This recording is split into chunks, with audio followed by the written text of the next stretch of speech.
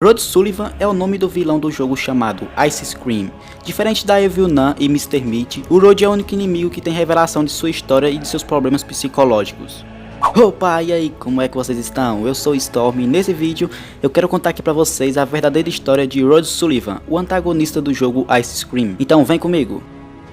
Rod nasceu na escola de verão dos Eagles. Uma das freiras fala que Rod nasceu em um milagre, o que indica que ele pode ter estado à beira da morte antes de nascer. Quando ele era criança, ele era gordinho e frágil, e também tinha rugas espalhadas pelo corpo. Na sua adolescência, Rod sofria bullying de seus colegas de classe, nos tempos de escola. Os colegas chamavam ele de gordo, e em uma cutscene em Ice Scream 2, mostra Rod do futuro e o Rod do passado conversando entre si, onde o menino Rod fala sobre seus sentimentos com o Rod do futuro. O atual Rod ri disso e diz ao Rod mais novo que seu pai não vai ajudá-lo em nada. Ele explica que em breve receberá uma carta de sua mãe, mas até aquele dia ele deve ser forte. E também ele fala para o Rod do passado que saia dessa escola que não faz bem para ele. Depois, em Ice Scream 3, em outra cutscene, mostra Rod correndo para o seu quarto e batendo na porta. Ele cai no chão chorando e é revelado que seu pai foi morto por um motorista desconhecido. Um pouco tempo depois, uma senhora começa a bater na porta e perguntando se o Rod está lá. Ele não responde, mas ela escuta o seu choro e fala que sua irmã Madeline enviou uma carta para ele. A senhora passa a carta por baixo da porta e vai embora. A carta é de sua mãe, que quer que ele volte porque ela sabe que o pai de Rod,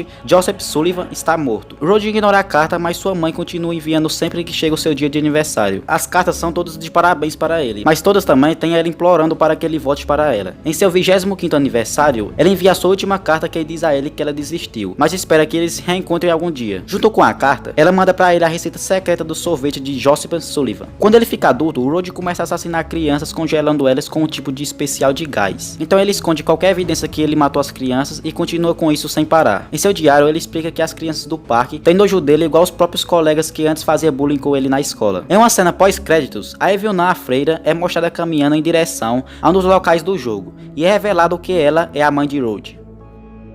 Espero que vocês tenham gostado dessa história de Rod. Então se você gostou desse vídeo, já sabe, né? Deixa o seu like e se inscreve aqui no canal, assim você não perde mais nenhum vídeo novo aqui no canal como esse. Vejo vocês no próximo vídeo e fui!